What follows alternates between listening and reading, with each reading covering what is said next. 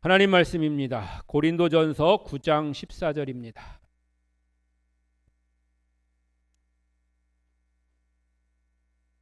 고린도전서 9장 14절로 19절까지의 말씀 함께 봉독하시겠습니다. 이와 같이 주께서도 복음 전하는 자들이 복음으로 말미암아 살리라 명하셨으니라. 그러나 내가 이것을 하나도 쓰지 아니하였고 또 이 말을 쓰는 것은 내게 이같이 하여 달라는 것이 아니라 내가 차라리 죽을지언정 누구든지 내 자랑하는 것을 헛된 되로 돌리지 못하게 하리라. 내가 복음을 전할지라도 자랑할 것이 없음은 내가 부득불 할 일임이라. 만일 복음을 전하지 아니하면 내게 화가 있을 것이로다. 내가 내 자의로 이것을 행하면 상을 얻으려니와 내가 자의로 아니한다 할지라도 나는 사명을 받았노라. 그런즉 내 상이 무엇이냐? 내 복음을 전할 때에 값없이 전하고 복음으로 말미암아 내게 있는 권리를 다 쓰지 아니하는 이것이로다. 내가 모든 사람에게 자유로우나 스스로 모든 사람에게 종이 된 것은 더 많은 사람을 얻고자 함이라. 아멘. 할렐루야.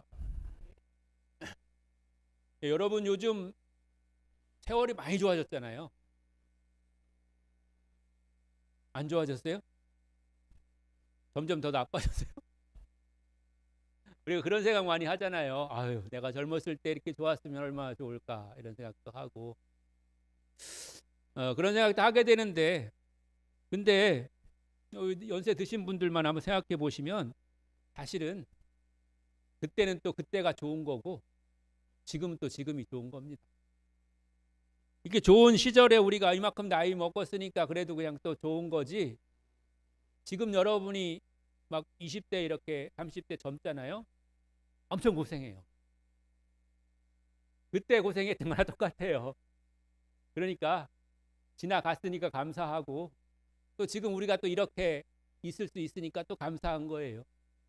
그러니까 너무 지나간 세월에 대해서 후회할 것도 없고, 물론 좀 뭐 아쉬운 건 좀 있을 수 있지만은 후회할 필요도 없고, 또 지금 현재에 대해서 우리가 불평할 필요도 없고 감사한 마음으로 살면 될 줄로 믿습니다. 우리가 뭐 아주 옛날에 산 것도 아니잖아요. 여러분들 뭐 배 타고 만주에서 물장 산 건 아니잖아요. 그렇다고 또 뭐 1.4.5태 때 피난 내려오신 분도 여기는 별로 없으신 것 같고, 그죠? 1.4.5태 때 피난 내려오신 분 계신가요? 없는 것 같은데 제가 그때 못 봤는데.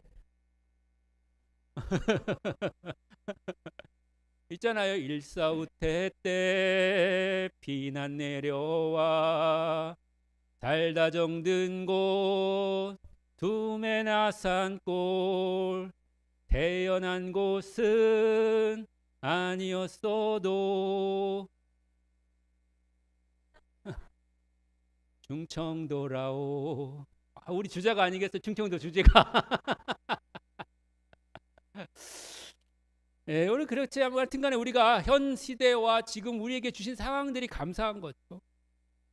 그런데 예나 지금이나 우리에게 주신 사명이 있다면 사실은 그 사명은 다름 아니라 복음을 전하라는 거, 즉 전도하라는 거, 다른 말로 하면 영혼을 살리라는 명령인 줄로 믿습니다.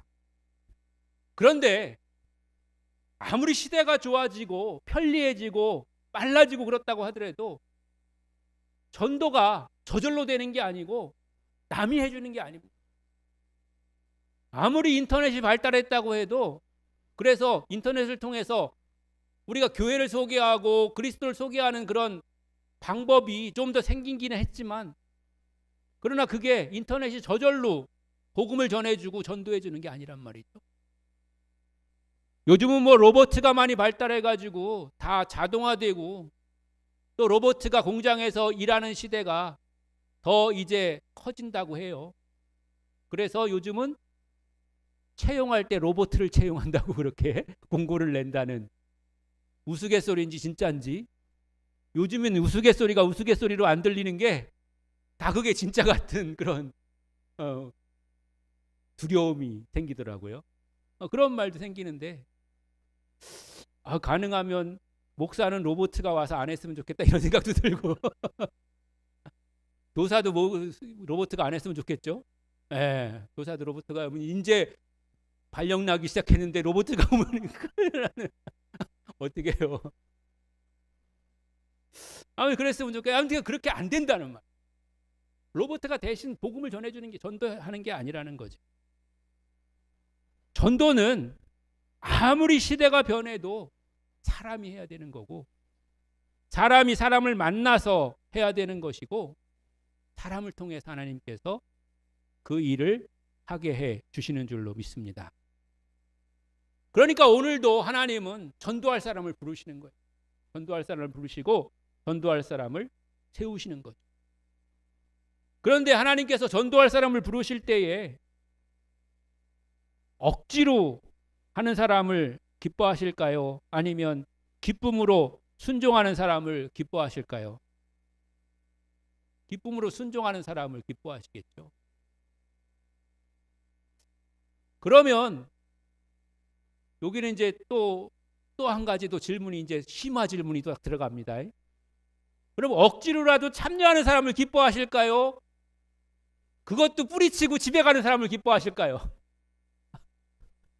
억지로라도 참여하시는 것을 기뻐하시겠죠?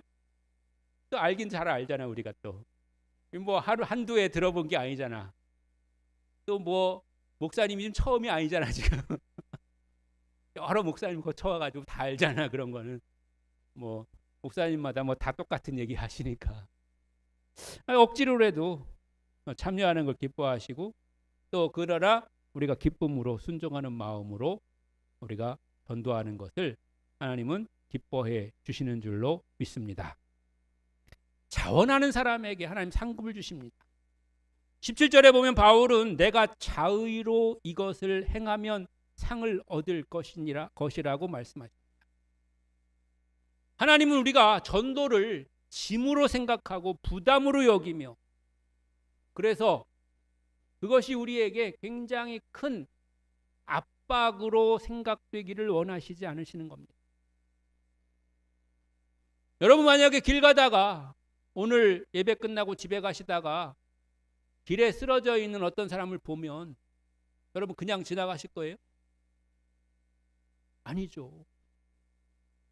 뭔 일인지 좀 일단 살펴보고, 또 어떤 좀 이렇게 당장은 뭐 가능하면 내가 가지고 있는 그런 뭐래도 이렇게 갖다가 좀 덮어주면서 사정을 살펴보고, 내 힘으로는 안 되면은 옆에 있는 사람이라도 부르든지 그러는 가운데 얼른 119에다가 신고도 하고, 그래가지고 그 사람이 이제 구해질 수 있도록, 살아날 수 있도록 그렇게 하실 거잖아요. 근데 영적으로 보면 우리 주변에 그렇게 죽어가는 사람이 있단 말이에요.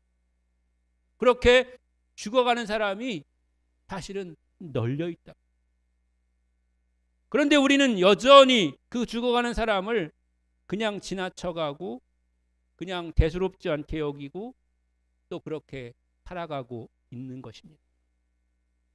그러므로 우리는 그 죽어가는 영혼을 정말 안타깝게 여기는, 그리고 살리려고 하는 그런 긍휼함이 우리에게 있어야 될 줄로 믿습니다. 그러면 그 죽어가는 영혼을 살리는 것이 사실은 우리에게 특권인 것이죠. 사람을 아무나 살립니까? 여러분 병 들면 어디 가요? 병원 가잖아요. 병원 가서 거기 같이 병원에 찾아온 환자한테 나 좀 살려줘 이렇게 합니까? 아니죠. 누구한테 가야 돼요? 의사한테 가야죠. 의사한테 가도 또 우리가 또 그냥 아무한테나 갈 수는 없잖아요. 잘 안 되는 사람 또 찾아가지고 물어봐가지고 그 사람한테 가는 거잖아요. 왜 그래요? 그 사람이 살릴 거라고 우리가 믿기 때문에 그런 거죠. 그런 것처럼 하나님이 우리에게 죽어가는 영혼을 맡겨주셨다는 것은 우리가 그만큼 잘하는 사람이라는 거예요. 내게 눈에 밟히는 사람이 있으면 하나님이 나를 그 사람을 위해서 세우신 거예요. 세우셨는데 우리를 그냥 대충 아무나 세우신 거가 아니라 내가 그 사람을 살릴 사람으로 하나님이 택하시고 하나님이 정하시고 하나님이 그렇게 인정하시고 나를 세우신 거예요. 그러니까 내가 하면 될 줄로 믿습니다. 왜냐하면 하나님이 그렇게 특별히 부르셔서 세우셨기 때문에 그런 것이죠. 그러므로 우리가 하나님 안에서 쓰임받을 수 있는 길이 얼마든지 있고, 또 우리가 그렇게 하나님 앞에 쓰임받기 위해서 우리가 결단하고 나가야 됩니다. 하나님은 세상적으로 아니면 인간적으로 어떤 뛰어난 능력을 가진 사람을 택하시고 부르시는 것이 아니라, 또 하나 내가 여기 있나이다 나를 보내소서 라고 자원하는 사람을 하나님께서 택하시고 부르시는 줄로 믿습니다. 전도는 어느 특별한 기술을 가지고 하는 것이 아니기 때문에, 물론 우리가 방법도 배우기도 하고 또 이렇게 동기부여도 하고 그런 것도 필요하긴 하지만, 그러나 특별한 어떤 기능을 가지고 기술을 가지고 하는 게 아니라 내 진심을 전하는 것이고, 내가 구원받은 은혜로 살아가는 그 사랑을, 그 은혜의 삶을 우리가 증거하고 또 그것을 전해주는 거잖아요. 그 진심이면, 그 진정성 있는 마음이면 우리가 전도가 되는 거죠. 그러니까 자원하는 사람을 하나님께서 부르시고 자원하는 것이 하나님이 쓰시기에 합당한 그런 특별한 그런 능력인 줄로 믿습니다. 그래서 우리가 한 사람을 전도하기 위해서는 자원하는 마음과 함께 우리가 낮아짐이 필요한 것입니다.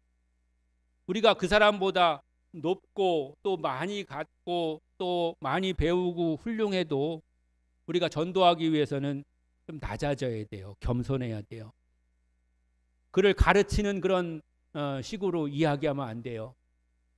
충고하는 식으로 그렇게 이야기하면 안 되는 거죠. 그 사람을 더욱더 인정하고 받아들여주고 이해하는 그런 마음을 가져야 되는 거죠. 나도 힘들었다고, 나도 안 믿을 때는 몰랐다고, 그런데 믿고 나니까 이제 다르게 보이더라, 알겠더라. 그리고 하나님의 은혜 가운데 살다 보니까 더 기쁨이 생기고 은혜가 넘치고 또 하나님 복 주시는 게 더 느껴지고, 그래서 내가 이렇게 지금 살고 있노라고 그렇게 해야 되는 거죠. 나는 원래부터 잘났고 원래부터 잘 살았고 원래부터 너보다 낫고 너보다 배운 게 훨씬 더 많다. 이렇게 교만한 자세로는 우리가 전도할 수가 없는 것입니다. 전도는 내 수준의 사람들을 맞추는 것이 아니고 내가 그들의 수준으로 내려가는 것입니다. 그냥 일시적으로 내려가는 것이 아니라 진심으로 그들과 함께하는 것이죠. 그들의 아픔을 이해하는 것이고 그들의 문화를 존중하는 것이고, 그래서 그곳으로부터 하나님께로 나아갈 수 있는 복음의 다리를 놓아 나가는 것입니다. 영혼을 구원하는 방법은 논쟁에서 이기는 것이 아닙니다. 열심히 뭘 이렇게 이야기를 하고 또 설명을 하고 그러다가 또 상대방이 조금 어깃장을 놓는다고 해서 그걸 이겨먹으려고 그냥 그렇게 뭐 얘기를 하고 그래서 이겼기 때문에 전도가 되는 것이 아니라는 것이죠. 그렇게 하면 그 마지막에 상대방은 뭐라고 말하고 끝나겠어요? 그래, 너 잘났다, 너 나가서 잘 믿어라, 이렇게 말하고 끝날 거 아니에요. 그렇게 하면 안 되는 거예요. 더 우리가 낮아지고 더 겸손하게 그 사람 말을 끝까지 들어주고, 그래서 그랬었냐고, 나도 옛날에 그랬는데 내가 믿고 나서 보니까, 또 믿기 시작해 보니까 그런 점들이 좀 달라지고, 당신이 잘못된 게 아니고 내가 그렇게 변하더라고, 그렇게 얘기를 해야 되는 것이죠.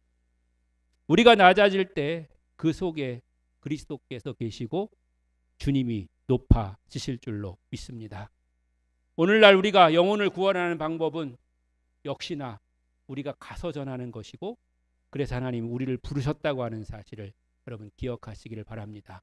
그리고 그 일들을 오늘 우리에게 하라고 말씀하고 계시는 줄로 믿습니다.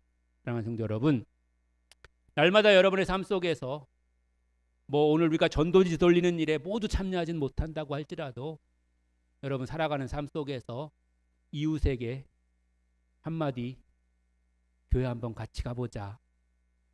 또 지나가는 사람에게 뭐 전혀 모르는 사람한테는 말할 수 없다고 할지라도 지나가다가 동네 사람들이라고 마주치면 예수 한번 믿어보자.